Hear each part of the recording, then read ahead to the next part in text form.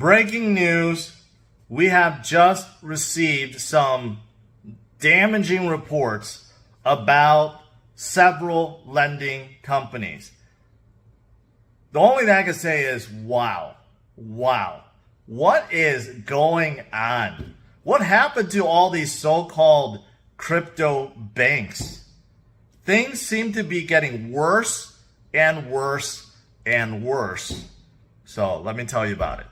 First of all, this came out. Apparently, according to inside sources, FTX has now walked away from Celsius. We know that FTX recently has been throwing money around, throwing loans around to Voyager and to Blockfi.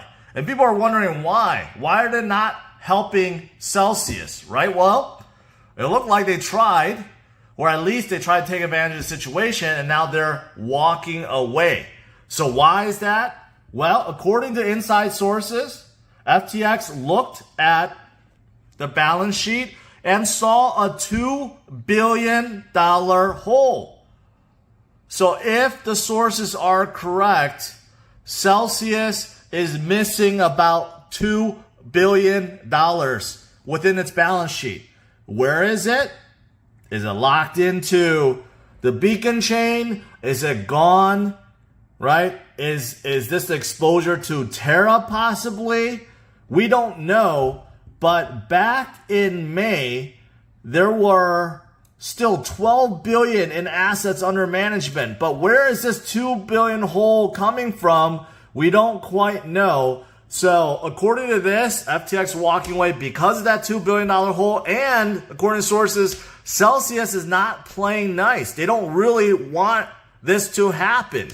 So FTX is walking away, right? And that $2 billion correlates with the previous report of Goldman Sachs trying to buy Celsius assets for about $2 billion. Not just them, they're trying to lead a group to buy the firm. But here's the thing. If they're trying to buy Celsius for $2 billion and Celsius is missing $2 billion, well, that's not good either, right? So I don't know if Celsius could be saved at this point. This is still unconfirmed. This is according to inside sources.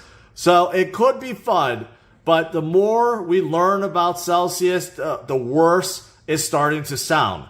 But that's not all. That's not all. FTX isn't done. This is on the front page of CNBC. FTX is going to buy Blockfi for $25 million in a fire sale. This comes after a huge loan of $250 million, right, to Blockfi. Now, this is controversial. Also, this is according to inside sources. It says 3 sources familiar with the situation.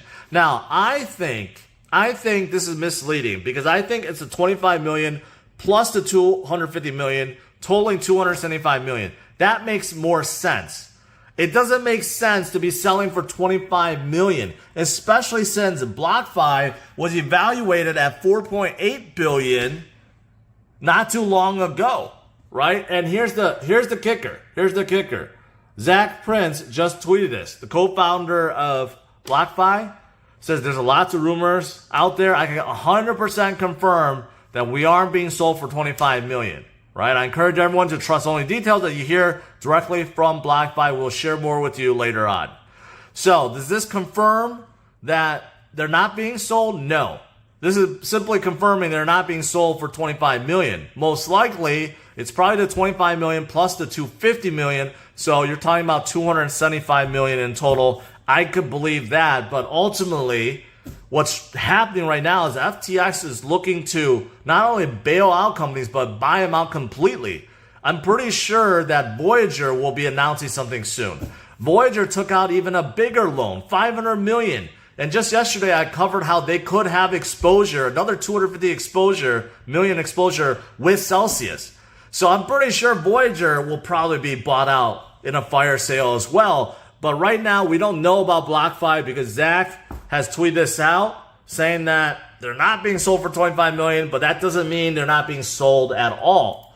And this morning, I reported this. Genesis, which a lot of people are not familiar with, they're also an institutional lending project. And this came out that they suffer hundreds of millions in losses due to, again, Three Arrows Capital. So I believe this is the end of CeFi. I think after this whole ordeal, no one is going to be trusting CeFi anymore. These so-called crypto banks, right? During good times, they seemed like they were the best invention ever. We were getting high interest with our crypto, right? But what were they doing with that crypto? It turns out they were lending it to people without having proper due diligence. People like Three Arrows Capital that has just squandered it, right?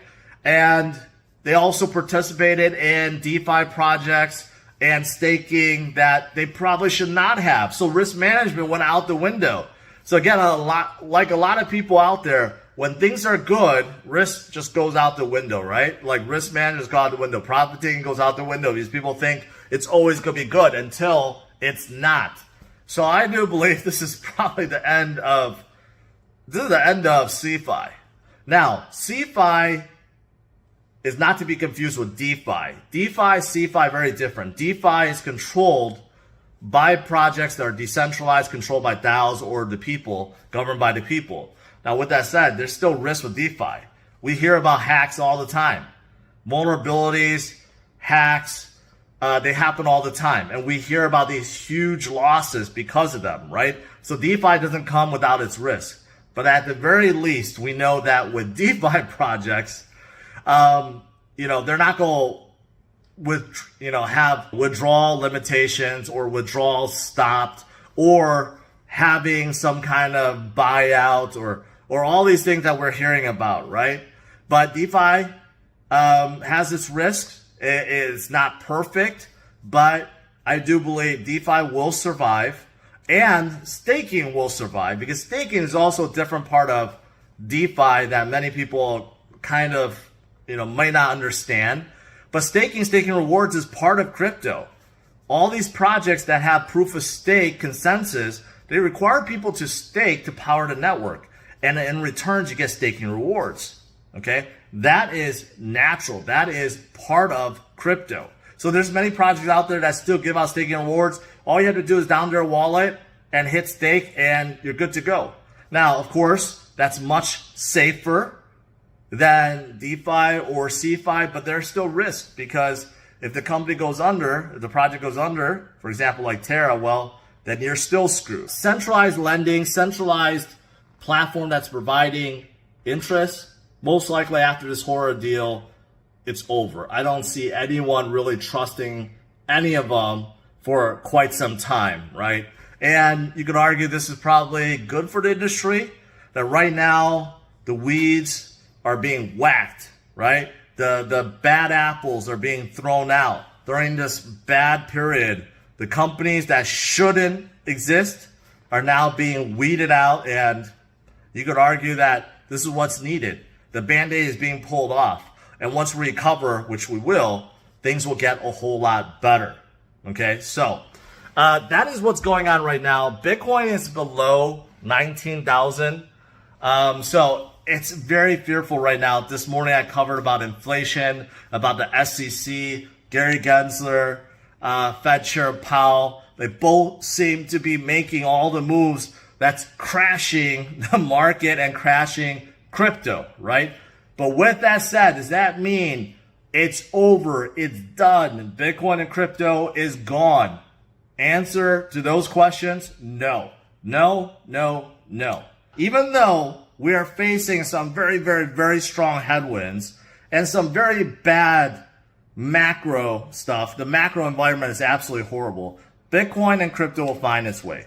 Bitcoin being the greatest store of value, the most secure network that we have today, right, will continue on because of holders like you and I. Holders that truly believe in Bitcoin, that truly hate what the governments are doing around the world with their printing, with their monetary policy, with their quantitative easing and now tightening and everything else that they're doing, right, really screws things up. And that is why Powell himself doesn't really even know if his own actions are going to save things or going to help, right? He came out and said he's unsure.